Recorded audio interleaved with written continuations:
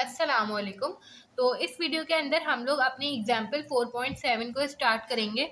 हमें ये circuit given है और हमें इसमें वी एक्स निकालना है सोर्स ट्रांसफॉर्मेशन के ज़रिए, ठीक है। और यहाँ पर हमें एक इंडिपेंडेंट सोर्स भी दिख रही है, तो डिपेंडेंट सोर्स भी दिख रही है। तो हमें ये बात पता है कि हमने जैसे सुपर पोजिशन में पढ़ा था कि वहाँ के जो रूल्स है ना वो ऑन ऑफ वाला, तो वो सिर्फ इंडिपेंडेंट सोर्स के ऊपर एप्लीकेबल था, मतलब हम इंडिपेंडेंट सोर्स को ऑफ नहीं कर सकते थे। मगर जब सोर्स ट्रांसफॉर्मेशन की बात आती है तो ज़रूरी नहीं है कि हम अपनी सोर्स ट्रांसफॉर्म जो है वो सिर्फ इंडिपेंडेंट को कर सकें, हम डिपेंडेंट की भी सोर्स ट्रांसफॉर्मेशन कर सकते हैं। तो यहाँ पे हमें ये डिपेंडेंट सोर्स दिख रही है जो कि करंट सोर्स है, ठीक है। वी एक्स पर मत जाएं, इस पे जाएं, ठीक है। करंट सोर्स है, डायरेक्शन से पता चला। करंट सोर्स के साथ पैरेलल में एक रेजिस्टर है, मतलब इसको सर्किट को मैं सिंपल बना सकती हूँ डायरेक्टली। इसको मैं वोल्टेज सोर्स में कन्वर्ट करूँगी, ठीक है। और सर्किट देख लेते किस तरह से बनेगा। +-6 वोल्ट, ये तो एज इट इज़ बनेगा, ठीक है। 2 ओम का रेजिस्टर भी एज इट इज़ बनेगा, ये वाला 2 ओम का रेजिस्टर भी एज इट इज़ बनेगा, ठीक है। वी एक्स प्लस माइनस ये 2 ओम। अब यहाँ पर हम लोग क्या करेंगे, ये वाला जो रेजिस्टर है ये सीरीज में हो जाएगा वोल्टेज सोर्स के साथ, ठीक है, प्लस माइनस। और इसकी वैल्यू तो 4 ओम ही रहेगी। और आगे यहाँ पे 18 वोल्ट की जो सोर्स है वो भी एज इट इज़ रहेगी।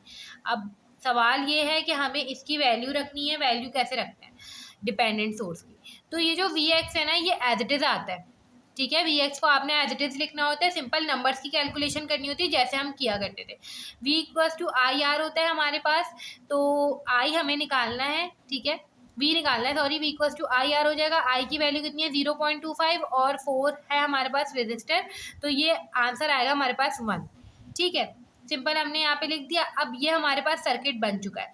अब हम यहाँ पे क्या कर सकते हैं कि ये जो दो रेजिस्टर्स है ना, मैं इसको सॉल्व करूँगी। कैसे सॉल्व करूँगी, इस वोल्टेज सोर्स को बता दूंगी करंट सोर्स के अंदर, ठीक है। तो ये जो रेजिस्टर है ये पैरेलल में आ जाएगा, ठीक है। फिर हम उसको आगे मजीद जो है सर्किट को सिंप्लीफाई करेंगे। कैसे करेंगे देख लेते हैं। इसको मैं बना दूंगी करंट सोर्स, ठीक है। करंट सोर्स बना दी। करंट सोर्स की वैल्यू क्या होगी, ये हमारे पास सीरीज का रेजिस्टर था, इसका आई बराबर होता है वी ओवर आर के, मतलब कि 6/2 के, ठीक है। 3 एम्पियर आ जाएगा हमारे पास। यहाँ पे रेजिस्टर बना देंगे पैरेलल में 2 ओम का, और पहले से ही 2 ओम का रेजिस्टर मौजूद है जो कि वी एक्स वाला रेजिस्टर था, ठीक है। 2 ओम यहाँ पे हो जाएगा 4 ओम। यहाँ पे हमारे पास डिपेंडेंट सोर्स और यहाँ पे हमारे पास वोल्टेज सोर्स, ठीक है। Plus minus V X plus minus 18 volt और 4 ओम। अब देखें, अब हम क्या कर सकते हैं कि इन दोनों को पैरेलल में सॉल्व कर सकते हैं। क्यों सॉल्व करें, क्योंकि हमें सर्किट को सिंपलेस्ट फॉर्म में बनाना है और हमें ये पता है कि सीरीज और पैरेलल में जब भी सॉल्व हो रहा हो रेजिस्टर्स तो सॉल्व कर दें। अब हमने ये चीज़ देखी थी अभी तक सवालों में कि जिस पे हमें कोई क्वांटिटी फाइंड करनी थी ना उसको हम नहीं छेड़ते थे, ठीक है। मगर इस सवाल में हम क्यों करें, क्योंकि यहाँ पे देखिए पैरेलल है ये दोनों और पैरेलल में वोल्टेज सेम होता है, तो इन दोनों को सॉल्व करने से वैसे भी कोई फर्क नहीं पड़ेगा। और आखिर में हम लोग यहाँ पे एक तरीका देखने वाले हैं जो थोड़ा सा डिफरेंट है, ठीक है। केवीएल लगाएंगे, थोड़ा सा उसमें एक अलग चीज़ होगी, फिर वो देखेंगे कि वो किस तरह से करना होता है, ठीक है। तो इसको आप सिंपल सॉल्व कर लेंगे, आप लोग पास यहाँ पे एक ही रजिस्टर बन जाएगा जो कि 1 ओम का होगा, ठीक है। तो यहाँ पे बना लें, ये हमारे पास 3 एम्पेयर की करंट सोर्स हो जाएगी, यहाँ पे 1 ओम का रेजिस्टर हो जाएगा, ठीक है। बाकी सारी चीज़ें वैसी बनेंगी। ये हमारे पास इस तरह से सर्किट बनेगा, सही है। और ये हमारे पास 3 एम्पेयर।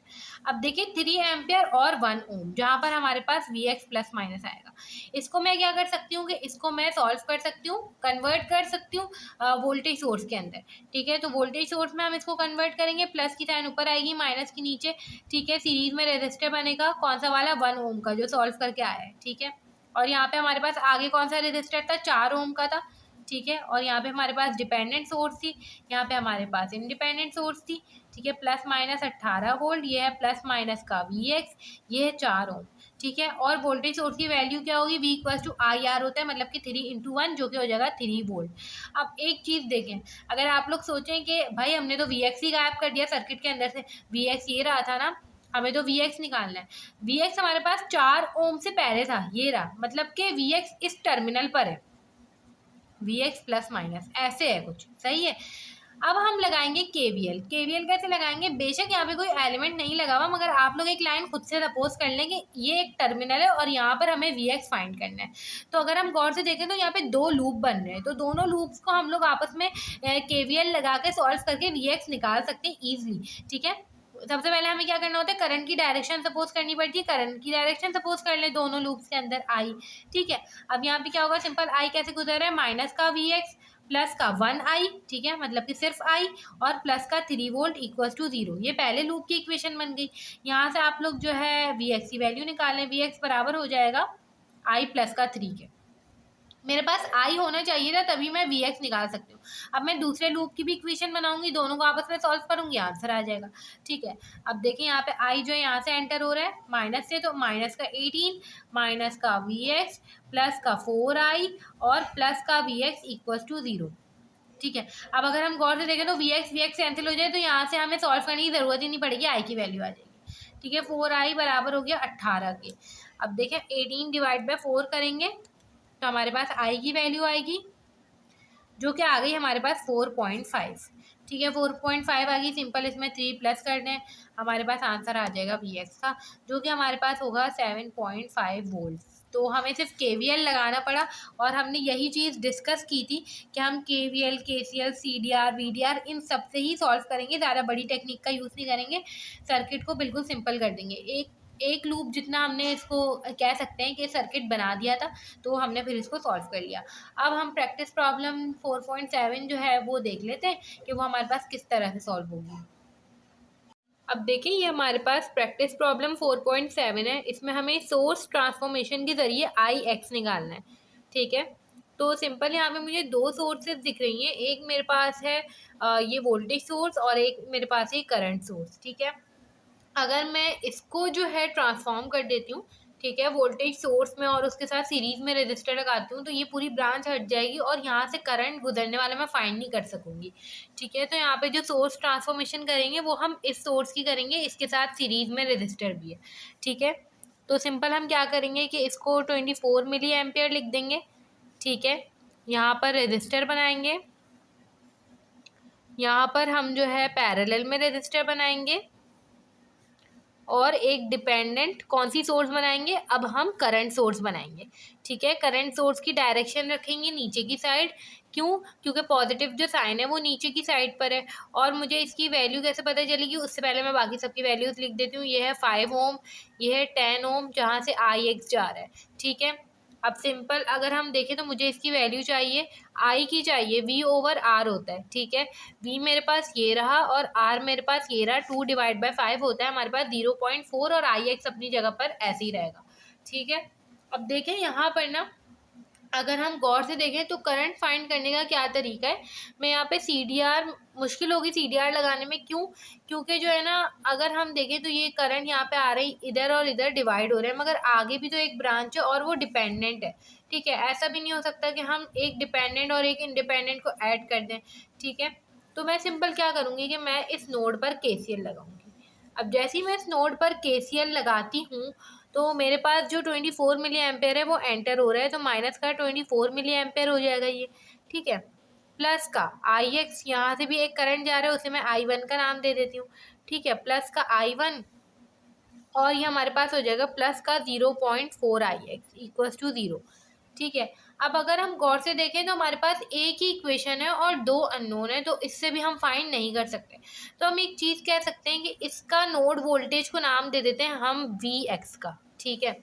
अब अगर गौर से देखो मुझे Ix निकालना है, तो हमें पता है, हमने नोडल एनालिसिस पढ़ा था, हमें जब भी करंट निकालना होता है higher potential minus lower potential divide by R, ठीक है। हायर हमारे पास Vx है, नीचे क्या होता है 0, ठीक है। Vx माइनस 0 ओवर का R, मतलब कि Vx ओवर का R से हमारे पास Ix की वैल्यू आ जाएगी।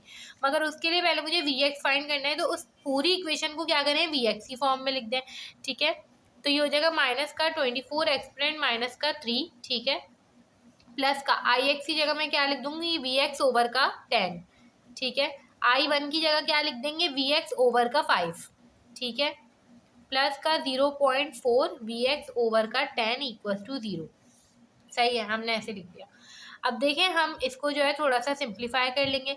कैसे करेंगे, हमारे पास जो है 10, हमारे पास LCM आ जाएगा, यहाँ पे 10 मल्टीप्लाई करेंगे, यहाँ पे 1, यहाँ पे 2 और यहाँ पे 1, ठीक है। तो ये हमारे पास हो जाएगा 24 exponent minus 3 multiply by 10, 0.24 minus का 0.24 प्लस का वी एक्स प्लस का 2vx प्लस का 0.4vx, ठीक है, इक्वल्स टू 0। ये तो हमारे पास ख़त्म हो जाएगा, ठीक है। 2 और 0.4 3.4vx हो जाएगा ये, और 0.24 वहाँ पे जाके प्लस में हो जाएगा। अब देखिए 0.24 डिवाइड बाय 3.4, हमारे पास जो Vx की वैल्यू आएगी वो होगी 0.0705 वोल्ट्स, ठीक है, या 706 करते हैं राउंड ऑफ करके। अब देखें हमारे पास Vx की वैल्यू आ गई, सिंपल मुझे Ix निकालना था, तो Ix हो जाएगा Vx ओवर का R 0.706 डिवाइड बाय R कितना है हमारे पास, यहाँ पे R हमारे पास है 10, ठीक है, इसको डिवाइड बाय 10 कर दें सिंपल। हमारे पास जो करंट की वैल्यू आई है वो आई है 7.0588, जिसे हम कह सकते हैं 59 एक्सपोनेंट माइनस का 3 एम्पियर्स, और एक्सपोनेंट माइनस का 3 में है तो इसे हम ऐसे भी कह सकते हैं 7.059 मिली एम्पियर्स, ठीक है। तो ये हमारे पास प्रैक्टिस प्रॉब्लम 4.7 भी सॉल्व हो गई है, और यहाँ पर हमारा जो सोर्स ट्रांसफॉर्मेशन का टॉपिक है वो ख़त्म हो गया है।